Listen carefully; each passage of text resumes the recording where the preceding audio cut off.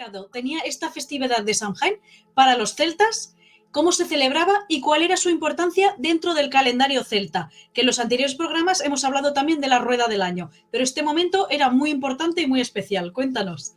Vamos a ver, efectivamente tiene que ver con la rueda del año y se produce en un punto intermedio entre el equinoccio de otoño, a finales de septiembre, entre el 21 y 23 de septiembre, y el solsticio de invierno propiamente dicho, que es después la Navidad, efectivamente la Navidad cristiana, entre el 21 y el 23 de diciembre.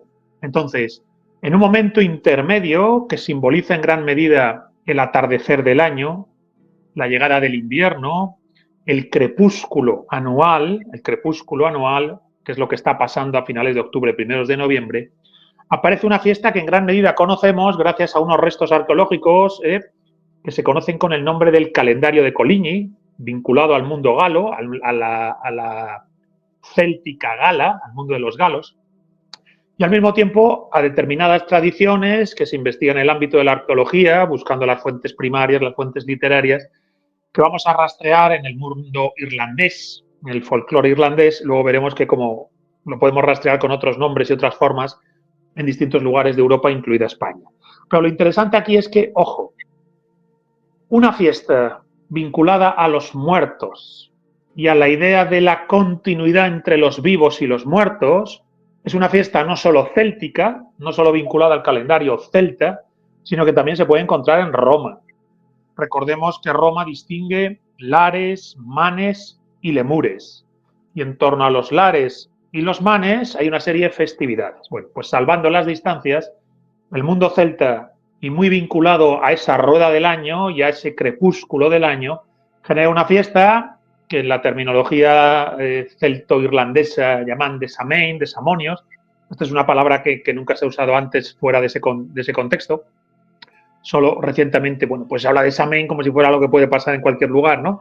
Bueno, porque usamos la terminología celto-irlandesa, pero a donde queremos llegar al final es que el calendario céltico funciona a partir de las noches. Se cuentan los días por las noches, se cuentan los años por los inviernos.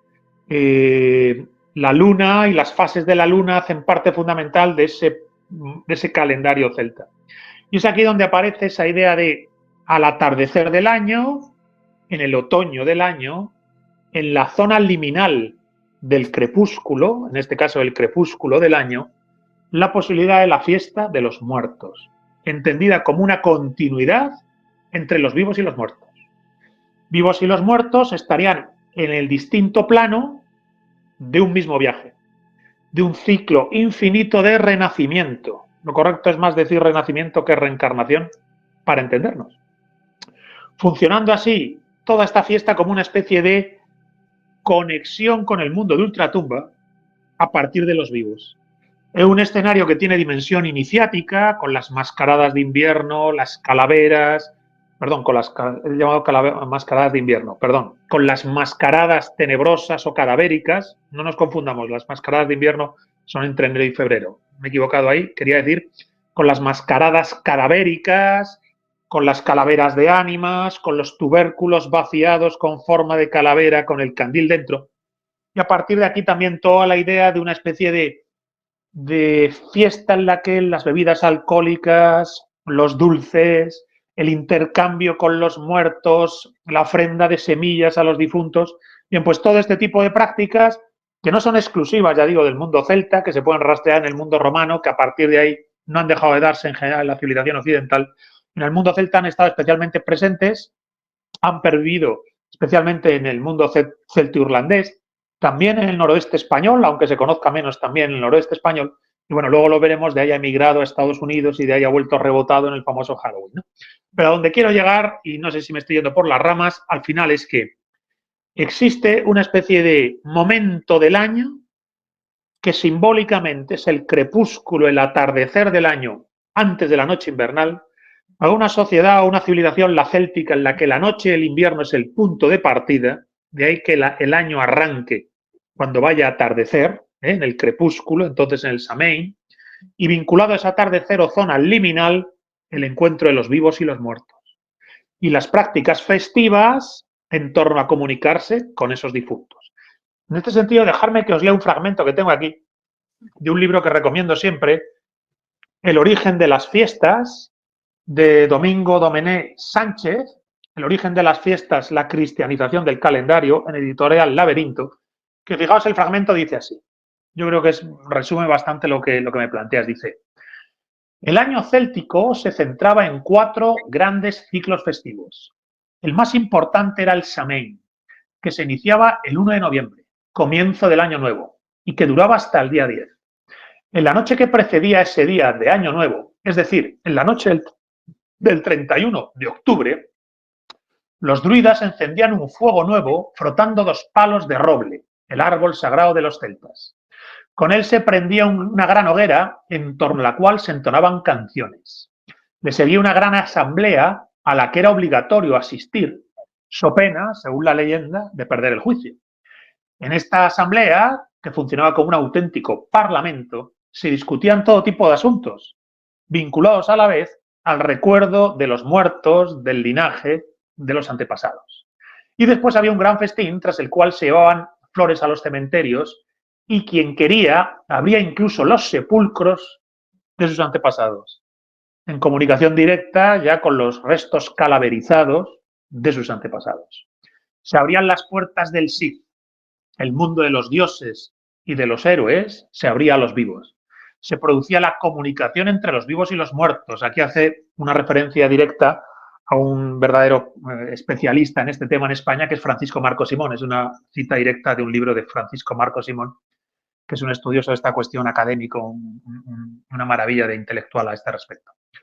Lo que más que una metáfora o imagen alegórica quería ser una realidad, ya que se afirmaba que cualquier persona viva podía descender al mundo de los muertos y comunicar directamente con estos si permanecía junto al sepulcro al día siguiente del Samhain. Es la idea de que hay un momento concreto en el año donde vivos y muertos pueden intercambiar. La comunicación con los muertos, la necesidad de recibir consejo o orientación de los muertos es un clásico del mundo antiguo. Recordemos que Ulises baja al reino de los muertos, baja al Hades, para que los difuntos le indiquen el camino de vuelta. Concretamente, Tiresias el tebano, el antiguo adivino ya muerto desde el Hades, le indica a Ulises el camino de vuelta. Dice, para ayudar a esa comunicación con los muertos y mientras se hacía compañía a los cráneos de los antepasados que previamente habían sido pintados de vivos colores, se pasaba la noche una especie de juerga funeral en la que podía abundar la bebida, los dulces y la música. En el ámbito del mundo céltico, que va de España a Irlanda y de Francia al norte de Italia, la vigilia del Samhain tuvo gran arraigo. Reminiscencia de esa noche extraña y jovial es la noche famosa del Halloween que a día de hoy tenemos en el mundo anglosajón. Es decir, el texto, aunque tiene un tono divulgativo, toca algunas fibras o palancas fundamentales de comprensión de qué es lo que tenemos por delante. Por un lado, un calendario vinculado a las etapas del Sol, al ciclo solar anual, pero en el que la parte oscura del año y la parte oscura del día se toma como punto de partida. La noche, el invierno y la luna vinculada a la noche y al invierno. Un elemento fundamental. A partir de aquí, en ese momento liminal del crepúsculo, finales de octubre, primeros de noviembre, el crepúsculo del año, el encuentro con los muertos. Entre los vivos y los muertos no habría una distancia insalvable, no habría un abismo ontológico, sino que sería un mismo plano con distinto grado, con unos muertos que renacen y unos vivos que algún día también morirán para volver a renacer. En ese ciclo infinito, samsárico, diríamos, utilizando terminología hindú, que el propio Julio César recoge al hablar de los druidas y de las creencias de los galos celtas.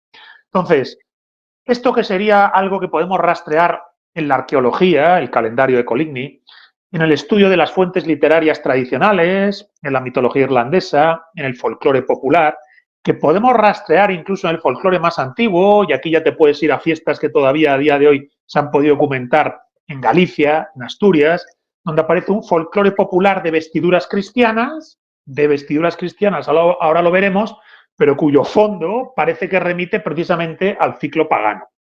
Bien, pues todos estos elementos son los que nos tienen que ayudar a discernir el origen de eso que llamamos Samhain, de eso que después ha sido la fiesta de todos los santos y de fieles difuntos, que hemos conocido en España, el ciclo católico, y que a día de hoy ya en el ámbito de la cultura moderna, postmoderna, pop, es el Halloween, con todo lo que implica, a veces hemos dicho, de bufonada o de mamarrachez, que hablaremos después de ello. Entonces, no sé si me he alargado, seguro que sí, y espero haberme, aunque sea mínimamente, explicado sobre las raíces históricas del llamado Samhain vinculado a la Europa céltica, la céltica europea de la Edad Media.